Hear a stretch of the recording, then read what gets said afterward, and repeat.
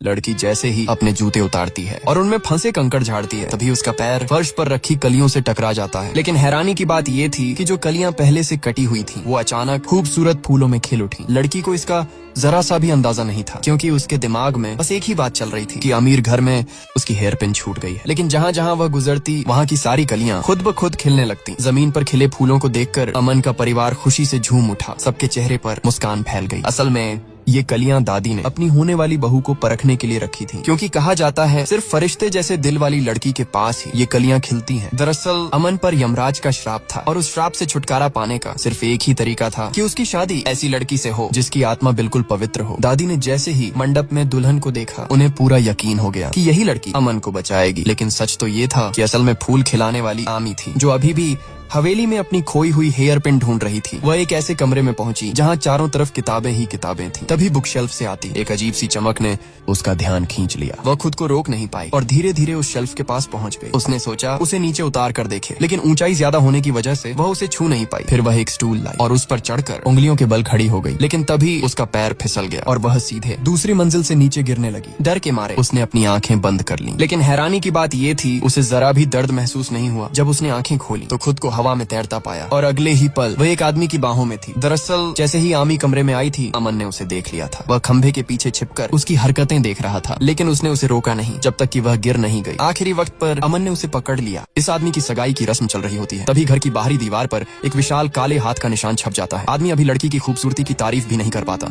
कि अचानक उसे अपने शरीर में कुछ अजीब सा महसूस होता है। उसके पैर लगातार बड़े होने लगते हैं और जूते फाड़कर बाहर आ जाते हैं। उसके नाखून भी किसी खूंखार जंगली जानवर की तरह हो जाते हैं। ये भयानक नजारा उसकी माँ देख लेती है। वो जल्दी से अपने बेटे के सामने आकर उसे छुपाने की कोशिश करती है, ताकि होने वाली बहू के घर वाले ये सब ना देख लें। आदमी के शरीर में अभी भी खौफनाक बदलाव हो रहे हैं। उसके चेहरे पर काले जादुई निशान उभरने लगते हैं और सिर पर 2 काले सींग भी निकल आते हैं। इस घबराहट भरे पल में दादी पूरे घर की बिजली काट देती है। जब झूमर की लाइट दोबारा जलती है तो वो आदमी वहाँ से गायब हो चुका होता है। माँ बात को संभालने के लिए बेहोश होने का नाटक करती है और रस्म को अगले दिन रात तक के लिए टाल दिया जाता है। जब लड़की वाले चले जाते हैं तो माँ चुपके से बेडरूम में अपने बेटे को ढूंढने जाती है, लेकिन अब तक वो आदमी एक खूंखार राक्षस बन चुका है। वो अपनी माँ को बिल्कुल नहीं पहचान पाता और एक भारी अलमारी उठाकर उन पर फेंक देता है। पूरी तरह से अपना आपा खो चुके उस आदमी को देखकर दादी नम आंखों से उस पर एक जादुई तीर चला देती है। तीर लगने के बाद आदमी वापस अपने असली रूप में आ जाता है। सीने में दर्द की वजह से वो सीधा जमीन पर गिर जाता है। इसके बाद दादी उसे एक भारी लोहे की जंजीर से पलंग पर बांध देती है। माँ दर्द से टूटकर जमीन पर गिर पड़ती है और दादी से पूछती है कि आखिर ये सब क्या है। तब 25 साल पुराना एक गहरा राज धीरे धीरे सामने आता है। आदमी के पिता ने बेहिसाब दौलत और ताकत पाने के लिए शैतानों के राजा के साथ एक सौदा किया था। वो एक गहरी खाई के पास गया और अपने खून से उस शैतान को जगाया। उसने शैतान से कहा कि अगर वो उसे दुनिया का सबसे अमीर इंसान बना दे तो वो कोई भी कीमत चुकाने को तैयार है। लेकिन उसने ये कभी नहीं सोचा था कि शैतान बदले में उसके पहले बच्चे की बलि मांगेगा। पिता ने कुछ पल सोचा और फिर दौलत के लालच में शैतान की एक खौफनाक शर्त मान ली। आज वो शैतान उसी शर्त को पूरा करने लौटा है और वो इस आदमी को अपने साथ ले जाना चाहता है। अगले दिन सगाई की रस्म फिर से शुरू होती है, लेकिन आदमी इस बात से बिल्कुल अनजान है कि मौत का एक बहुत बड़ा खतरा उस पर मंडरा रहा है। अमन की सगाई की रस्म चल रही थी,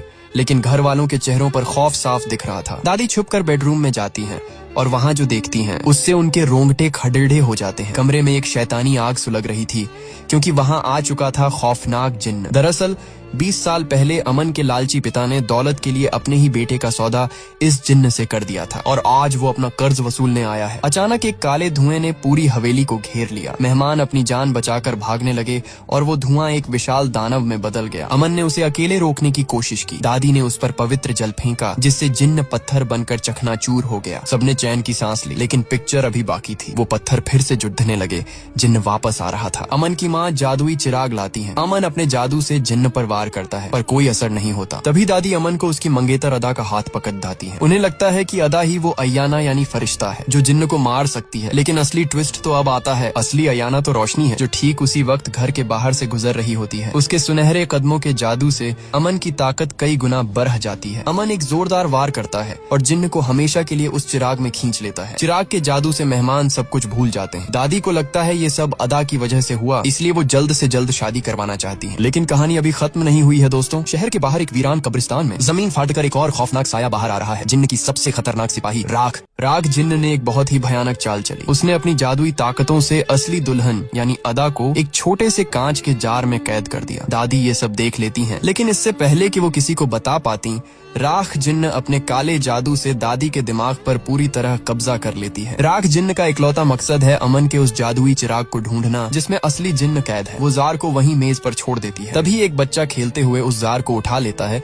और सीधे मंडप में अमन के पास ले जाता है। राख जिन्न की तो सांसें ही अटक जाती हैं। उसे लगता है कि उसका भांडा फूट जाएगा, लेकिन अमन अपने ही ख्यालों में खोया होता है और वो बिना ध्यान दिए उस जार को साइड में रख देता है। और फिर बिना सच जाने अमन की शादी उस शैतानी राख जिन्न से हो जाती है। शादी की रस्मों के बाद राख जिन्न दादी से चिराग का पता पूछती है। दादी उसके वश में होकर उसे आधी रात को घर के बाहर ले जाती है। अमन उन्हें ऐसे चुपचाप जाते देखकर शक में पड़ जाता है। तभी हॉल में अमन के पैर से वो कांच का जार टकराता है। वो नीचे झुककर जार उठाता है और उसके होश उड़ जाते हैं। उसकी असली दुल्हन तो उस जार में तड़प रही है। घर वाले भी ये देखकर कांप उठते हैं। अमन तुरंत अपने जादुई बाज को बुलाता है जो उसके हाथ में उसकी जादुई छड़ी गिरा देता है। अमन अपने जादू से जार तोड़कर अदा को आजाद कर लेता है। उधर बगीचे में वश में हुई दादी कुल्हाड़ी से जमीन खोद खोद कर परेशान हो जाती हैं, लेकिन उन्हें चिराग नहीं मिलता। राख जिन्न गुस्से से पागल हो रही होती है। दादी कहती हैं कि उन्होंने खुद अमन को यहीं चिराग गाड़ते हुए देखा था। तभी उनके ठीक पीछे से एक आदमी की आवाज आती है। आखिर वो जादुई चिराग गया तो गया कहाँ? और अब जब अमन को सच्चाई पता चल गई है तो वो इस राख जिन्न का क्या हाल करेगा। एक तरफ पैसों के लालच में रिश्ते बिक रहे थे तो दूसरी तरफ अमन के घर में मौत का खौफनाक खेल चल रहा था। बेचारी रोशनी की माँ ने पैसों के लिए अपनी ही बेटी का सौदा कर दिया। वो आदमी पहले से शादीशुदा था और एक बच्चे का बाप भी। उसने 50 लाख का लालच दिया और माँ ने खुशी खुशी बेटी की जिंदगी नर्क में धकेल दी। अनजान रोशनी इस धोखे का शिकार हो जाती है, लेकिन असली सस्पेंस अमन की हवेली में इंतजार कर रहा था। अमन को पता चल चुका था कि दुल्हन के जोड़े में कोई इंसान नहीं बल्कि खौफनाक राख जिन्न है। वो अपनी माँ और उस शैतान के बीच दीवार बनकर खड़ा हो जाता है, लेकिन राख जिन्न इतनी आसानी से हार मानने वाली नहीं थी। वो अपने काले जादू से अमन के छोटे भतीजे का गला घोंटने लगती है। तड़पता हुआ मासूम बच्चा बेहोश होकर जमीन पर गिर पड़ता है। अब राख जिन्न अमन को धमकी देती है, या तो मुझे जादुई चिराग दे दो या इस बच्चे की मौत देखो। गुस्से से खौलता अमन बेबस हो जाता है। परिवार को बचाने के लिए उसे वो चिराग देना पड़ता है। चिराग मिलते ही राख जिन्न काले धुएं में बदलकर गायब हो जाती है। वो सीधे श्मशान पहुंचती है और मंत्र पढ़कर महाजिन्न को बुलाने की कोशिश करती है, लेकिन चिराग से कुछ भी नहीं निकलता। राख जिन्न गुस्से से पागल हो जाती है। क्या अमन ने उसे नकली चिराग दिया था? अब ये शैतान कौन सा नया कहर बरपाएगी? अमन हैरानी से देखता है कि उसकी माँ की फोटो से अचानक काला धुआं निकलने लगता है। सब घर वाले ये देखकर बुरी तरह डर जाते हैं। अमन तुरंत अपनी माँ अंजुम के पास भागता है, लेकिन वो गहरी नींद में होती है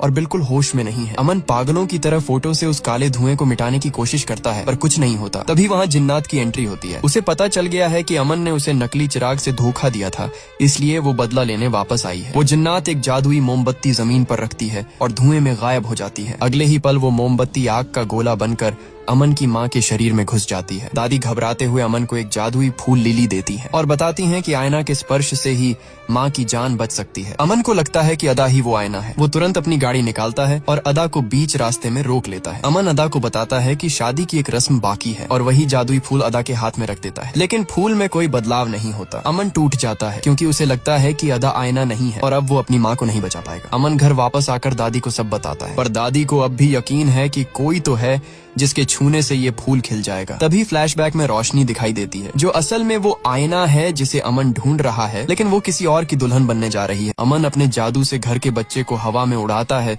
और चारों तरफ टॉफियों की बारिश कर देता है। सब घर वाले ये नजारा देखकर दंग रह जाते हैं। अमन बच्चे को समझाता है कि उसे ये जादू का राज किसी को नहीं बताना है क्योंकि वो सबसे अलग है, लेकिन बच्चा एक हैरान कर देने वाली बात बताता है। वो बताता है कि उसने एक लड़की रोशनी को देखा है जो जादू कर सकती है। उसके कदम पड़ते ही मुरझाए हुए फूल भी खिल उठते हैं। अमन और उसके घर वाले जब फोन में वीडियो देखते हैं तो उन्हें यकीन हो जाता है कि वही आईना है जो उनकी मदद कर सकती है। दादी अमन से कहती हैं कि उसे तुरंत उस लड़की से संपर्क करना चाहिए। अमन रोशनी को फोन तो करता है, पर दोनों के बीच थोड़ी नोकझोंक शुरू हो जाती है। रोशनी को लगता है कि अमन ने उसका हेयर क्लिप चुरा लिया है। अमन गुस्से में फोन काट देता है और कहता है कि ऐसी लड़की आईना नहीं हो सकती, लेकिन दादी के दबाव में अमन को फिर से फोन करना पड़ता है। वो रोशनी से झूठ बोलता है कि उसे उसका क्लिप मिल गया है ताकि वो घर आ जाए। रोशनी अमन के घर पहुंचती है। सब लोग छुपकर इंतजार करते हैं कि क्या उसके कदम पड़ते ही फूल खिलेंगे। शुरुआत में कुछ नहीं होता। अमन रोशनी को एक टोकरी देता है जिसमें फूल होते हैं। रोशनी जैसे ही उन्हें छूती है फूल नहीं खिलते। अमन को लगता है कि ये सब बेकार है, लेकिन जैसे ही रोशनी आगे बढ़ती है उसके नंगे पैरों के स्पर्श से जमीन पर रखे सारे फूल एक एक करके खिलने लगते हैं। घर वाले खुशी से झूम उठते हैं, लेकिन खुशी ज्यादा देर नहीं टिकती। अमन की माँ अंजुम के हाथ पर जिन्नात का वही खतरनाक निशान दोबारा उभरने लगता है। दादी कोशिश करती है पर निशान नहीं मिटता। तभी ताबीजी फोन पर बताती है कि जिन्नात का साया गहरा हो गया है